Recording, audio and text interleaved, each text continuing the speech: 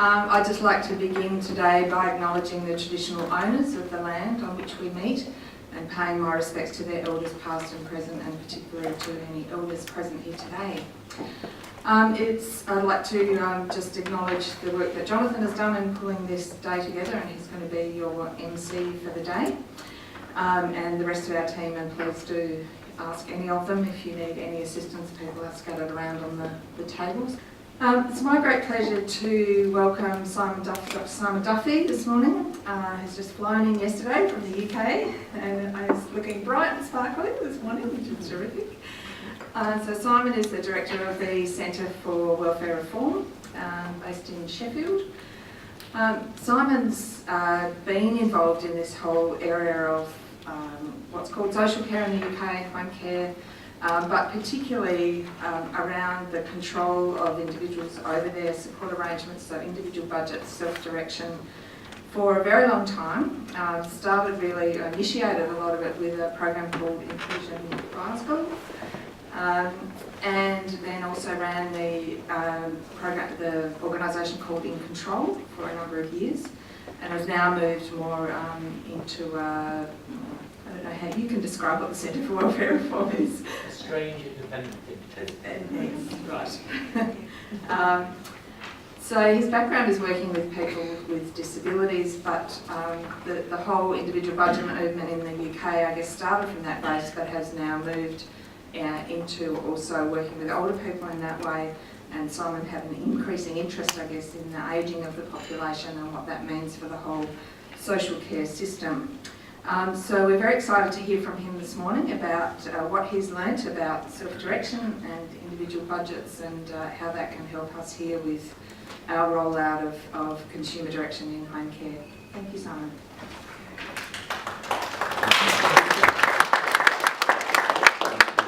I guess Rhonda described who I am. I started a long time ago, she says, and I'm still trying to overcome this illusion that I'm a kind of young man introducing these innovative ideas, but actually this stuff's been going on a long time, and I'm getting a little older, and maybe that's why I'm interested also in aged care, because it's more and more relevant to my lives and the lives of people around me.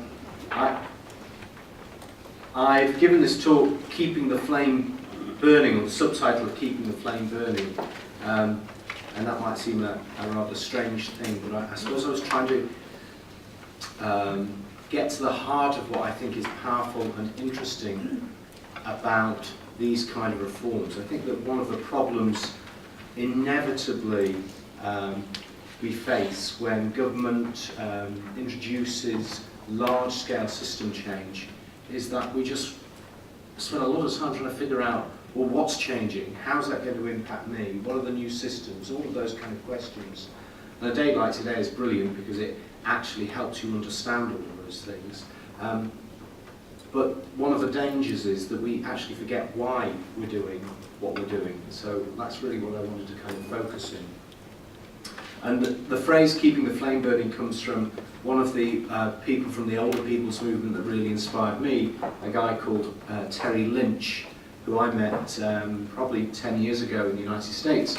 One of the things that really struck me was that I was struggling to find people animated by some of the same issues that were driving the disability movement to challenge systems, who were saying, no, we really need a different system. I think there's been a kind of ongoing problem of advocacy, which I think organisations like COTA are really beginning to get to grips with, but internationally, often advocacy around the rights of older people is being much weaker. So it's really inspiring to come across somebody like Terry, who is an older man himself, but spent a lot of time in the independent living movement, spent a lot of time supporting his mother through her old age and through a whole series of health problems. And I just thought he was so inspiring, and so I can't do justice to his things. If you're interested in any of this, then a lot of this material is available through the Centre for Welfare Reform's website. But he was really just drawing attention to a whole series of things, like old is never an acceptable explanation for anything. You actually need to understand what's going wrong with people. I'm not going to run through his list. but he would keep going back to what if you really care about somebody growing older, or you're thinking about your life, the fundamental question is, how do you keep that flame burning? There's a question on there, loss of interest in life, and Terry's referring to the kind of thing that he would hear from doctors or others around an older person. Say, loss of interest in life is not normal, however old you are. And so what are we doing to ensure that people sustain a kind of passion and interest in life? What are we doing that might threaten that? And one of the guide there that's mentioned, called Hospital, is Terry's guide, which is just a free resource if you're interested, but he's basically saying, when older people go into hospital, it becomes one of the riskiest places for them.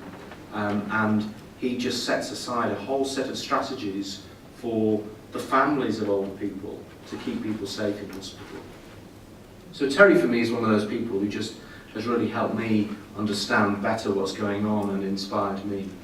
So something like, now I'm going to call this self-directed support. So I'm using the word self-directed support, the jargon, just to describe the broad category of these reform programs, which I'm going to outline for you in a little minute, that are going on all around the world, which are about shifting control to citizens. But I think what I wanted to really say is that if your understanding of self-directed support isn't as a means for keeping the flame burning, then something's going wrong. That's almost the litmus test for whether we're doing this right. These systems, again, there are lots of variations around the world. In the professional gift model, again, which seems rational enough and can be developed with good intentions, what happens is taxpayers give money to government.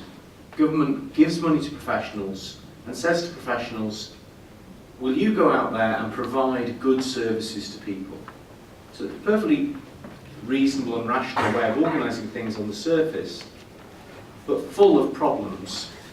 One of the problems is, and essentially for the citizen themselves receiving these services, they're in a very weak position. They're basically dependent on the wisdom, intelligence and insight of people to deliver exactly the right thing for them at exactly the right moment. Quite hard to do. And effectively, the person getting older or the person with disabilities becomes defined by the system as a needy person, as somebody who has needs that the system is there to fill. But that isn't a positive or empowering way of thinking about the role of the individual. So the citizenship model basically it doesn't exactly turn that on its head, it turns it on its side and says, actually what we need to start with is an assumption that citizens have rights. The purposes of something like the aged care system is fundamentally to give life to important socioeconomic rights, the rights for extra assistance, in this context for older people as they age, become frail and need assistance, then people have a right to that assistance. So what the system needs to do is provide that as an entitlement that the person as a citizen can control. If we provide it as an entitlement, then the citizen remains at the heart of things, both in terms of their relationship to government itself and in relationship to the community and to any professionals that they want to engage with to get assistance. And that's the other thing in this. Professionals in this model don't turn into simply servants. They're equals with the citizen. They have knowledge and skills and expertise, but they do require that the citizen chooses them and chooses to work in partnership with them. They don't have an artificial advantage in power. And very importantly in the citizenship model, what's happening is also that the community in which the citizen lives, and for older people that is, family is usually a very, very important part of that. The community also stops being just a taxpayer who's given some dollars over here to have certain problems solved. The community becomes the natural place in which the citizen is situated and is actually getting about meeting their own needs, achieving their own objectives, living a decent life. and I think it's true in Australia, it's true most of the rest of the world round, that while we've developed complex and relatively well-funded welfare systems all around the world for older people, most assistance that people receive still comes from family and friends. So if that's the case, then working in partnership with them too is pretty damn important. So that's in the most abstract sense what's going on. The shift from a professional gift model where people kind of wait and hope that what is delivered to them meets their needs, to a model where a citizen is in control and can start to define how their needs are met in partnership with others. And this is an international process. This is the bits in grey are not where this necessarily isn't happening, it's just I don't know whether it's happening, but the bits in red are countries around the world, which pretty much covers all of the, if you like, the developed world, all of the places where there are welfare states. All of those countries have self-directed support going on. Not always in quite the same way and not always to quite the same scope. I mean, the first models of self-directed support that I can find are emerged in the 1960s in the USA, and they were really about people with physical disabilities. That's 50 years ago, so although the scope here is wide, the length of time it's taken us to bring about these changes is long. 50 years is 2 generations. And it is quite complex.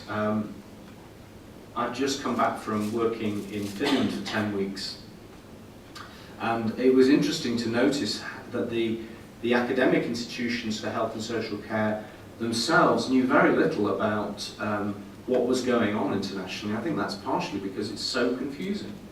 I mean, there are so many different terms being applied. So actually, consumer-directed care is a particular Australian term. I've not come across it in any other country, and it relates specifically to older people. Obviously, Australia's also got the National Disability Insurance Scheme, and it's had actually, in earlier years, Australia's also been pioneering some other models around individualised funding, been models around children. If you go to the United States, they would call some of these programs self-determination, or around mental health, they had a program called cash and counselling. So given I suppose all the international variations, and given the way in which systems tend to have different kind of silos operating, it's perhaps not surprising that people actually don't really understand that this process has been going on and that it's such a significant international process. And it's also strange that in many ways the experience of different groups is very different.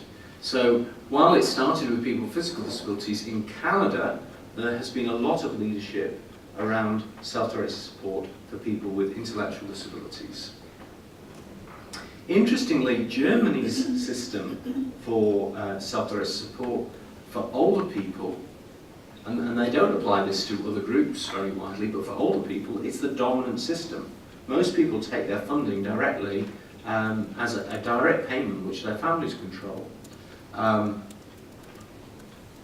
If you go to France, Spain and Italy, there are significant programs of supporting people with individual funding.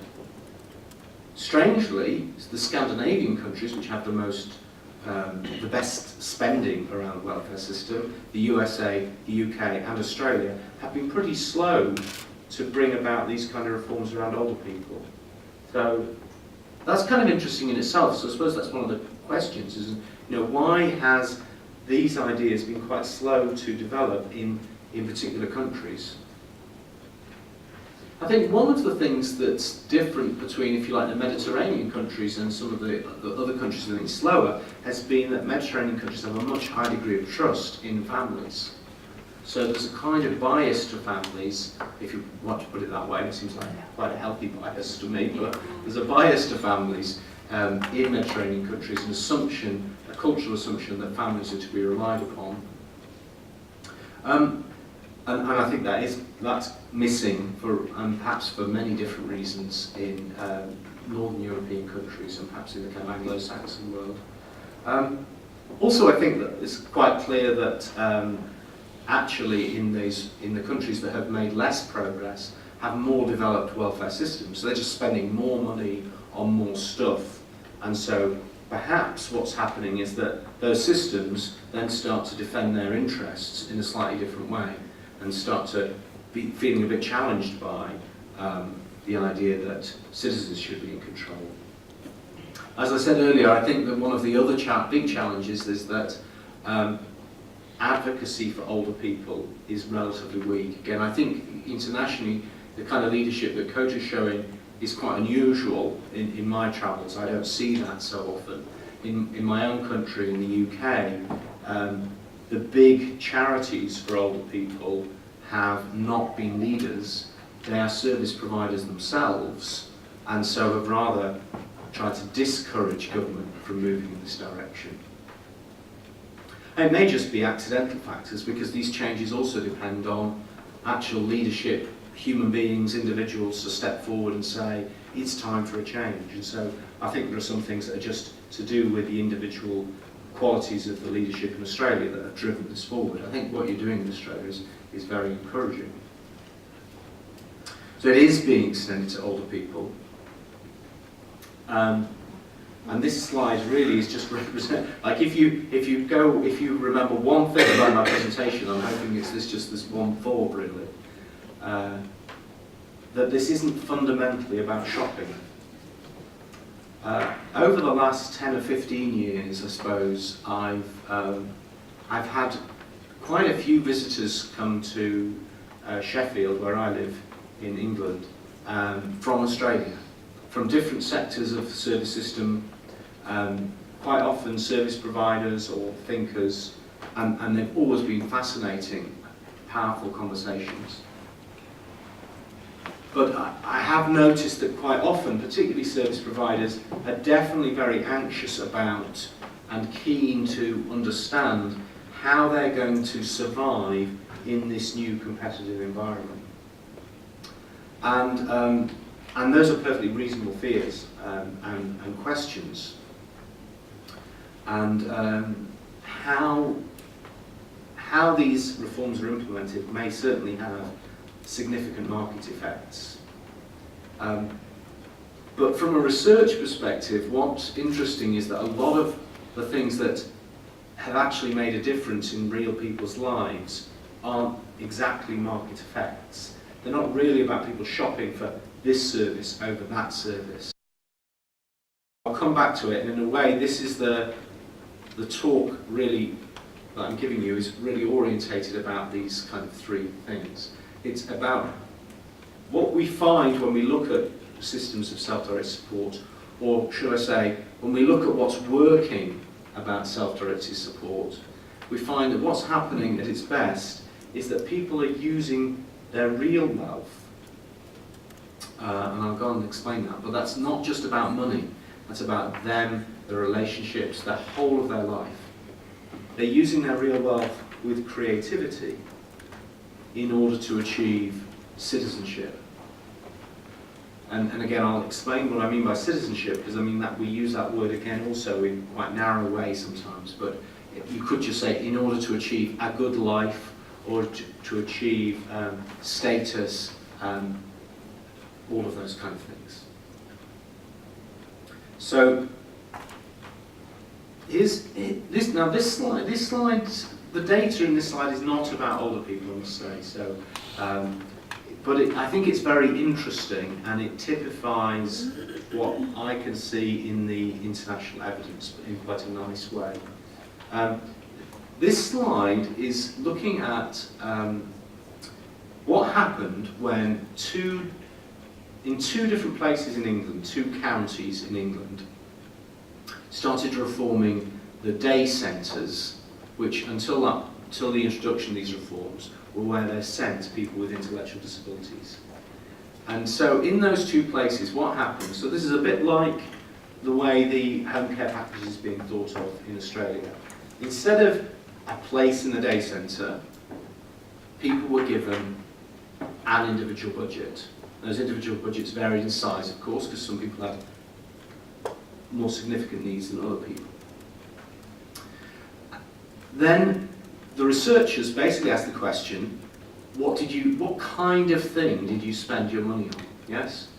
And so the bars here they don't actually represent how much money was spent, they represent the numbers of people using the money in this particular way. Does that make sense? So you can see that the biggest use of individual budgets, in the sense I've just defined, in terms of how many people were using some part of their budget in this way, was to access ordinary leisure facilities. All right. So think about, these were people who previously all of this money was going into a day centre. People are given control of the funding. What happens is people start to say, oh, I can actually do that in my community now. I don't need to do a kind of false version of bowling, for instance, and I'm not making this up. I mean, if you would go into a day centre, there was a kind of a version of bowling. Well, actually, with my individual budget, I can just go bowling, if that's what I want to do. And I can use all the other facilities in my community. If you look at the other things slightly further down, what you're seeing is help at home, personal assistance, the next two things. Now again, what's going on there is a couple of interesting things. One of which is that people have broken free of the tyranny of the day centre. Sorry to put it like that, but I mean, actually, you know, people with intellectual disabilities aren't necessarily all saying, I want to get up at 7 o'clock in the morning to get ready for a bus that arrives at 8 o'clock, to spend 2 hours on the bus, to arrive back at the day centre at 10 o'clock, to repeat the whole kind of long process at the end of the day. I actually might want some of this assistance to come to me at home, or with personal assistance, I might want some of this assistance to come to me at times of my choosing to go and do things that are important to me. The other important thing about personal assistance, which comes through in a lot of the research, and I think this is again one of these basic things I would encourage you to remember. What a lot of the research says is that people don't really, and I'll put this maybe a bit too strong, but people don't really care about the qualifications of their staff. What they care about is the person. They care about their personal characteristics. And put it crudely, they want to know if they're happy to spend time with this person. Is this somebody they can get along with? This is, I think, one of the most fundamental challenges for care support providers, is to rethink who is providing the assistance. Because if there is I think this is the number one reason why people with disabilities have typically said, this is driving me crazy. I'd rather become an employer myself and choose exactly who supports me than put up with having this person or these people come through my front door. And given how, I think it's true in Australia, it's certainly true in the UK, being an employer, recruiting staff, doing all of the things that you as providers do on a regular basis is a real pain. People don't likely make that choice, and yet it's a choice that people do make. So one of the fundamentals, and I'll come back to this point, I think to think about is, can you offer people choice over who supports them without forcing people to become employers? Because I would suggest that if you can do that, that's going to be one of the winning ingredients going forward. Now then, if you look down the rest of the list, again, you see things: public transport, friends, family, education, carers break, holidays, employment support.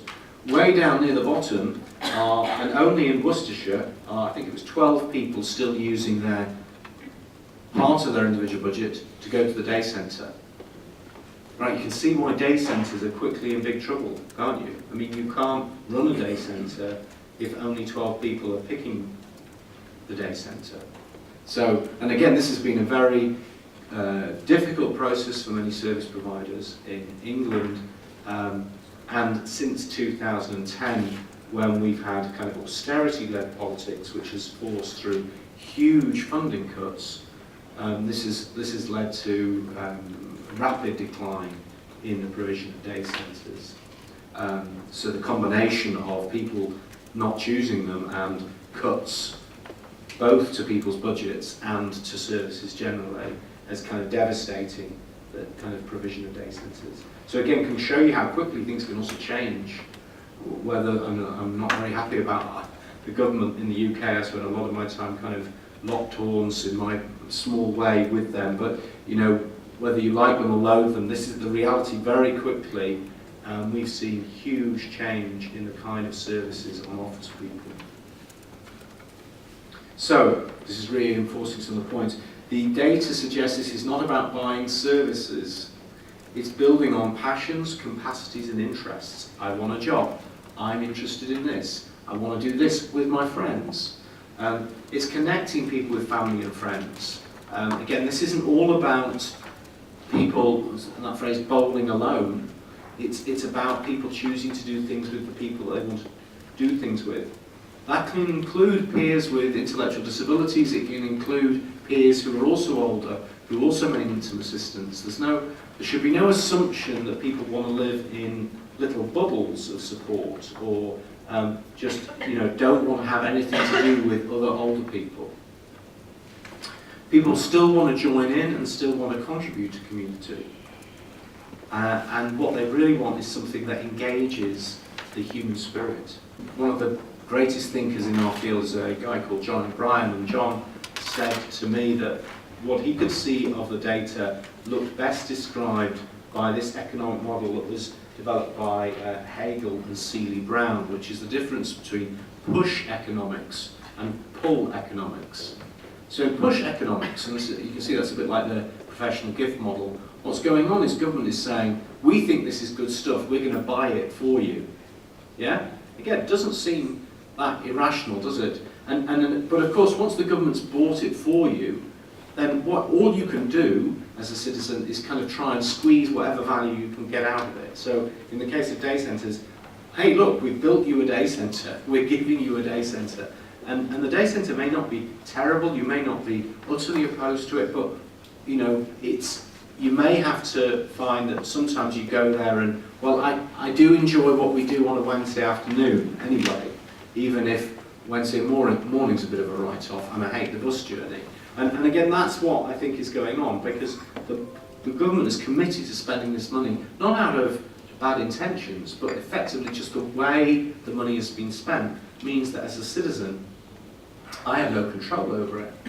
Whereas when pull economics, the resources shift under my control, and what I'm doing then is, I'm not just shopping, I'm actually thinking about, given those extra resources, what can I do that builds on my skills, my interests, my gifts?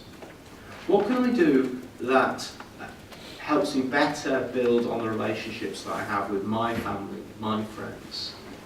What can I do that helps me be engaged in my community? And what can I do that basically, at the end of the day, makes me feel stronger, more in love with life? You know, in a sense, what people will tend to do is they will make changes when they start to feel the flame flicker, when they start to feel this isn't working for them. So it's attending to that sense of, is this right? Because that's often where the energy for change comes from, is either a passionate intensity, desire to do something, or a sense of frustration and anger that something isn't working. Now, around older people in England, the changes that we've seen have been more modest for older people than for any other group. There are all sorts of reasons for that. Particularly, I mean, we don't have the way in which these kinds of systems are implemented is very, very important. The consumer-directed care, home care package reforms have a particular set of characteristics, and those details are important. In the way that the reforms were introduced in England, people could have their own package, but they were almost encouraged not to make too much fuss and to allow the local authority to coordinate and manage the service for them. So of all groups, the least positive change has happened for older people in England, because of the way it was organised, in the sense that older people weren't given the means to really use the funding flexibly. Recently, and this is where these little snippets of stories come from, in one local authority in England has started to seize the initiative and introduce something, a model that I'll describe a little bit later, called individual service funds. Rhonda mentioned that, well, 20 years ago, I invented this concept of individual service funds in Glasgow. It's basically a simple idea. It's basically saying, not everybody wants the money in their own bank account. Some people want to have that money managed for them, but they still want that funding to be utterly flexible. They still want to have that money used with creativity. And actually, as a service provider or as any other kind of organisation, you can do that for people. You can say, we'll take your personal budget and we'll work out with you how best to spend it. So these little snippets come from what have historically been domiciliary care services, which have all been organised effectively by local government rotas. They would say, well, we will purchase, half an hour for Doreen on a Monday morning and half an hour in a Tuesday evening, and maybe an hour on a Wednesday. I mean, really, this is how home care has been organised in England for most older people needing it. It's kind of totally top-down system, and where they wouldn't then go to a particular provider and say, now could you do this for Doreen? They'd say, we already have a contract with this service, so we will slot Doreen's needs into that contract. So that was the old system, and that system has continued even with these other reforms. So in this place, Calderdale, which is, I don't know if you've heard of Halifax, so Halifax is the town in the middle of Calderdale, which is in the north of England. What they've done is say, no, right, what's going to happen now is that the service provider is going to be given the budget for Doreen, and the service provider with Doreen can figure out how best to spend it. That's not rocket science kind of reform, is it? But I mean, actually very, very important. And these little snippets, I think, are just good examples of some of the obvious commonsensical benefits that can start to happen. So the very first example, lady goes to Wales, so you probably know, but Wales isn't that close to Halifax. You've got, so instead of the service provider trying to actually send staff down to Wales or just fail to meet its contractual obligations because the lady is having a holiday in Wales or is with family in Wales, they just subcontract it to a local organisation in Wales. So freedom to subcontract is an important element. In the second example, one lady banks her hours in order that she can have respite at home rather than going to residential care, which she's frightened of, so her husband can have a week away with his son. So again, this ability, two things going on here, the ability to be much more flexible about time. Older people aren't sitting around trying to live their lives by the rotas we've set up. They have lives, if we're lucky, friendships, things going on. If they don't, that's the problem. And then we've got to wonder why that is. Life should be uneven. So we should be able to have systems that respond to and support that unevenness, not restrict that unevenness. The other important thing here, again, very simple thing, is instead of always having support, as it were, come in to the home, actually being able to have live-in support is often very, very useful.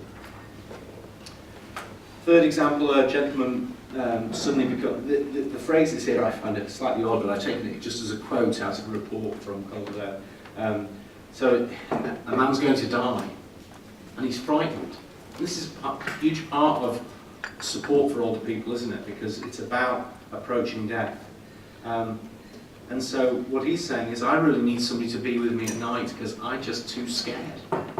This is really basic human stuff, but it's the stuff we need to respond to.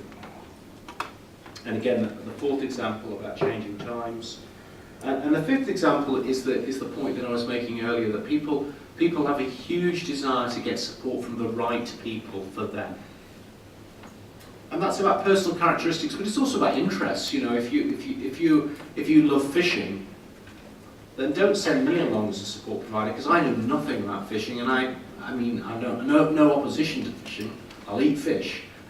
I'm just not going to be a great support provider. But there are plenty of people out there who also love fishing and who could be the person who would be the right person to go. So these again, so I'm not saying you don't have to think about marketing yourselves and the threats of competition, but I'm saying if you really want to understand what gets people excited, the things that would make people choose you, then I think they're really about your ability to be flexible. Flexibility is absolutely essential. People are looking for not a service, they're looking for a partnership. So it's what they want from you is that you're the one that they could be talking to and figuring this stuff out with. They want things that build on and enhance their real wealth. They don't leave them poorer. And again, I think these kinds of changes don't just come from service providers, they can come from any point in the community. So there are lots of different interesting roles, forms of peer support, advocacy support that can help with this. So, another way of thinking about this is kind of coming at the same thing from a slightly different angle, is if you think about the way people exercise choice or control, a lot of what's happening here is we're moving from models that are coercive, where we decide for people, to models like in hospitals where we might say, well, you have to consent to the treatment, but it's a treatment that's done to you that you don't define, to choice, which seems a little bit closer, but really choice is about going, well, I'll have A rather than B. What's really going on, if you're getting this stuff right, is not about those three things, about coercion, consent, and choice. It's about control and collaboration. It's about people's ability to craft things for themselves and to work with others. This image, I think, is, I don't know whether this is helpful, I sometimes just use this image to just try and remind people that one of the fundamental things we need to do right is actually just be humble enough to recognise that we've been doing things wrong for a long time. And that when we think about change and how we change our systems, that's more important. So anything I can give you some clues based on things that I've seen go well, but I think the most fundamental thing is to remember that the world isn't full of brilliant services for older people or people with disabilities. We spent decades doing a lot of this stuff not very well at all. So we're like somebody who's been digging a big pit. We've not been standing on the shoulders of giants, we've been digging a big pit, and we just stopped. And that's a good thing, we stopped. But that doesn't turn us into masters of escaping the pit. We're just at the bottom of a pit. And the image is just to remind us that we then need to work together, just as you are now, collaboratively to get out of this pit. And the three things I would say that to remember in designing new solutions, in changing your organisation, remember this concept of real wealth, remember the concept of citizenship, and I'm going to talk a little bit about personalised support. So I've talked about real wealth already, really. And this little pamphlet, which again is free to download, is called A Fair Start, and it's actually specifically targeted children with disabilities, but all of the lessons in it apply equally well to this field.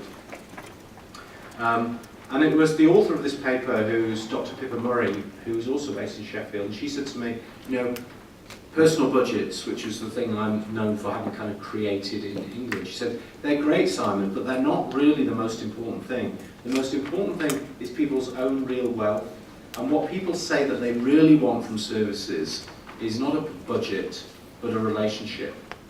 And this is based on her research with people. And I think more and more, I think the truth of her research comes home to me. That's what people need from you, is to be there for them and to work things through with them. This doesn't mean that we should just ignore the funding, and we have to be very thoughtful about what our means testing in any system we develop. One of the things, and I think this is a good feature actually of your system, I think it's set up well to do this, because in a way you clarify the budget quite early. I mean, you've got means testing of resources, which I think is unfortunate, as do we, but if you've clarified the budget up front, at least you're not means testing the love and the relationships, because those are they're still there. So people can work around with you how to combine what they're going to spend their budget on, what family, friends, community does. Those are very positive features. Citizenship, again, you could read more about this if it sounds interesting, but it's about these kind of things. People's sense of purpose, their ability to be free and in control of their life, having enough resources, having a home that's their own, having support that connects you to others, being able to join in and contribute, having love. In a way, this model of citizenship came to me by looking at institutional life and thinking about what's the opposite of institutional life. And again, we see this even not just in hospitals and in institutional care, we even see this sometimes in the way we organise our community services. We strip away the value from people's lives, we strip away freedom, we actually leave people poorer. We can actually incentivise people to abandon their own home. We can leave people unable to contribute to community and actually having weaker relationships. So these are the things we've got to battle against. And this isn't about, ultimately institutions are not about buildings, they're about power and relationships. So this is really my final thought, and I'll try and squeeze into 2 minutes, giving 4 minutes of questions. But this concept of personalised support I would encourage you to look at. It's fundamentally quite a simple idea, and it can apply to older people. I've talked about some of its elements already. Basically, it means individualise everything. Yeah? So how do you individualise support arrangements, policies and procedures, funding, the design of support, power and decision making, allowing different people need different power and decision making arrangements, pretty much everything. Why not individualise everything? You can do that and be a decent support provider. This research, all these pictures are just research reports you can download, based on, this is the Inclusion Glasgow model, research that was done a year or so ago, kind of life improvements that people have seen happen, the kind of what people, why people said inclusion worked for them, a sense of home, belonging, friendships, making a contribution, choice and confidence. This is a really interesting slide though, and it seems a bit funny. People were said, you've seen all these positive changes happen in your life, who made the change happen? And you can see that actually what people identify here is, so the organisation, Inclusion, made, in people's view, made 32% of these positive changes happen. Now you might say that's quite a large percentage, or you might say, well that's not that big, because that leaves the other 68%.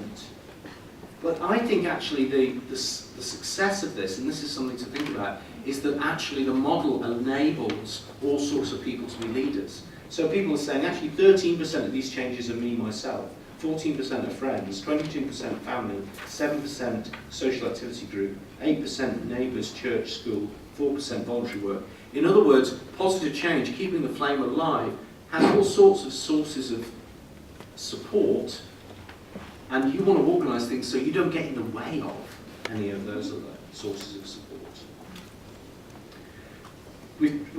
Inclusion Glasgow is a small organisation. This research report describes how a large organisation providing support to people changed their model. And again, these are the final set of slides, you know, they had to, because of austerity, they had to introduce a 25% cut in funding. They combined these reforms with a 25% cut in funding and saw quality of life improve.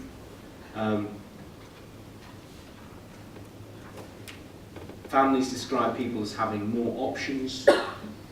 Families said the only negative finding in this research report, which again is paradoxically positive, I think, is that the families were saying we could have been more involved than the service provider allowed us to be. Even though I know the service provider wanted them to be, but clearly hadn't figured out how to enable that. So again, I think the capacity for others to help is always much greater than we realise. And I just end in terms of this research report, one of my favourites is, this is from the social workers and support staff. They said, this work was the most significant initiative of my working life. And bear in mind that one of the changes going on here is that this research was about saying to social workers, you need to do less. Actually, the service provider and the family and the individual will figure most of the details out. So social workers actually being told, pretty crudely, stay out of this, and social workers then reporting at the end of the process, this is the most significant working thing I've been involved in. I think that's very interesting. So, I'm kind of 2 minutes I've left, I think, Jonathan, for questions. But there's a little survey which you might be interested in for service providers who think that they could be delivering some of this personalised support that we're doing internationally at the moment. And a lot of this material is available for you at that address there as well. Shall I just say questions? Or